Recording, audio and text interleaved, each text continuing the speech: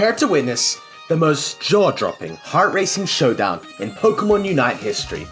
We found ourselves in the ultimate David vs Goliath match, a 4-player team facing off against a full 5-player team. And what happened next will leave you breathless. This isn't just a comeback, it's an incredible underdog story that will have you on the edge of your seat, cheering and gasping every twist and turn. If you've ever doubted the power of teamwork, strategy, and determination, this video is the proof that anything is possible in the game of Pokémon UNITE. Get ready for the comeback of a lifetime. You won't want to miss this epic 4 vs 5 clash.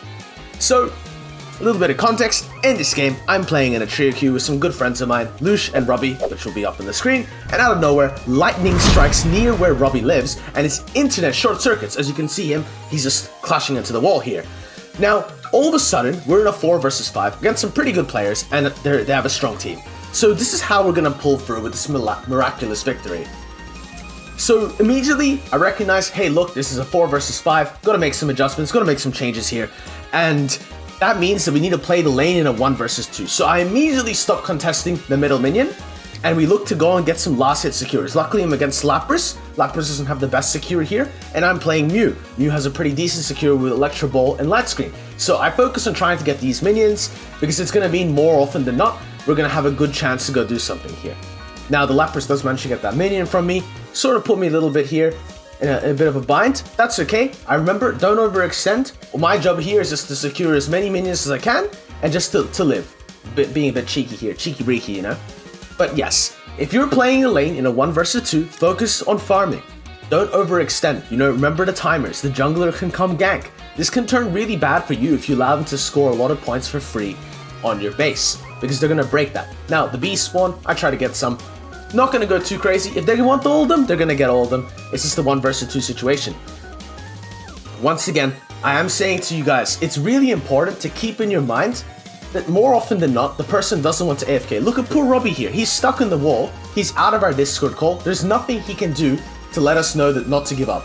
So I know in my head, I have to not give up. I know he'll come back, and I know we can make this game happen, right? So there's no giving up. He's doing his best. I just need to trust that he'll come back in due time. And we're luckily able to get a few of this farm here, get us to some levels, keep us nice and strong, and just keep poking them down. Just wanted to hold this pad as much as I can. You shall not pass! My Combustion, Lush comes down and he finds a huge kill onto the Pikachu, which is really valued there. So, when you're in this situation where it's 4 vs 5, you need to acknowledge that there's some things you have to play for and do differently, and that's objectives and confidence level of the game. You need to still continue to be confident. We're still trying to make heads-up plays. Like me and Combustion, we try to make a combo play there. It doesn't go great. It's okay, it happens. But that's what you need to do in a game when you have the chance to win. You have to remember, you still can win. It's not lost already. And like, look, you can see, like, look, poor Robbie, he's doing everything he can. And we know that he's trying to come back. And at that moment, we know, oh, okay, this game is winnable. They have some pretty strong characters here with the Zacian, with the Lapras. But it doesn't matter. We get a good, almost get that kill. And the Pikachu is on 1 health. I'm unable to reach him. It's pretty devastating. So, yes, don't let the AFK get to the head. A large amount of time, you have to understand your player doesn't want to be AFK. So, just remember that and keep, you know, a strong heart, a strong mind, and you won't give up. Don't give up. That's the main thing. And that the same thing comes with objectives. We realize, like, hey, look, like if we go for these objectives, we have a good chance to continue to be ahead, or to even out the odds. Robbie come back. He's a level 4 tree thing. He's a mini Groot, and he's doing his best to stay in the fight in the game. This is the attitude you want from your teammates.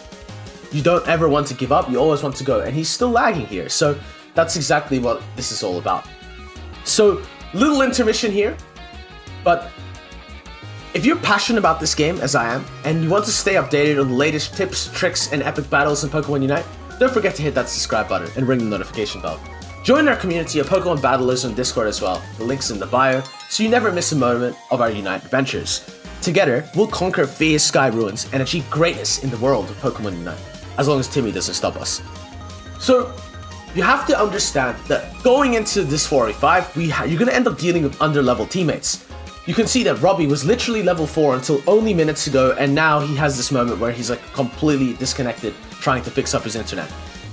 try to get them involved in the plays. You see that he's coming back to hold the pad and everything, and we're fighting with him. If we just leave him to die, we're going to fall even further behind. We need to be proactive, and that's how you keep making good plays. So, you need to make heads-up plays. You get your teammate involved in the game. Like, look at what you can do, evaluate it, see if you can do anything, and if you can't, okay, well, tough luck. I get a nice beam here, but it's not enough to really close anyone out, and I'm pretty disappointed, because that looks so nice. And so that's just something that you need to consider. Remember, keep making heads-up plays. Yeah, if they have the Unite moves, if they have the ability to fight back, yes, you have to acknowledge that, but make sure you keep making heads-up plays. It's worse than anything else to just sit there inactive in the game with an AFK. So, when Robbie eventually comes back, we're going to have to mount some major comeback and some major fights. I do go slightly early in this and miss this. It's a bit unfortunate there. I would really like to get that Rotom because it relieves a lot of pressure in the game. But it's fine. Lucia and I are doing our best to make the openings, and our levels aren't that bad. Level 11, level 9, level 10. It's not really that bad. We're not upset at all. It's very easily winnable from this position. So now that we've got like the under-level teammate a little bit more involved in the game, we got a Unite move on a Trevenant before 4 minutes. That's really good. Honestly, we're not that upset. Now we need to, once we've recovered, so this is a recovered state, we need to keep on our toes. You know, we can't let the game fall away from us just because we're not paying attention or we're falling asleep. Like, they're gonna get this objective, that's okay. They're a bit stronger than us. But now that we have stuff, it's time to look for something to happen in this game. And so we're just looking around, seeing what we can do. You need to be able to continually want to make the action in the game move. Because if you let your opponent dictate the whole pace, it goes as well as for farming. You should farm the neutral farm on the map. I think a lot of the time, players will go and try to farm non-neutral farm. And what I mean by non-neutral farm is, I mean farm that your team is meant to get. Farm that your team is meant to have no matter what, right? And that's the back minions, that's the jungle. You know, your team, this is almost expected that we're gonna secure these. And the Mewtwo, of course, is going crazy. Like, this team comp is insane. Mewtwo, Lapras, Blissey, Zacian, like, it's actually just wild that this game is even in this situation. We even have a 4v5, right? So, yes, don't farm these back farm unless you need the farm, unless you actually are going to be valuable with that farm. Go farm their farm.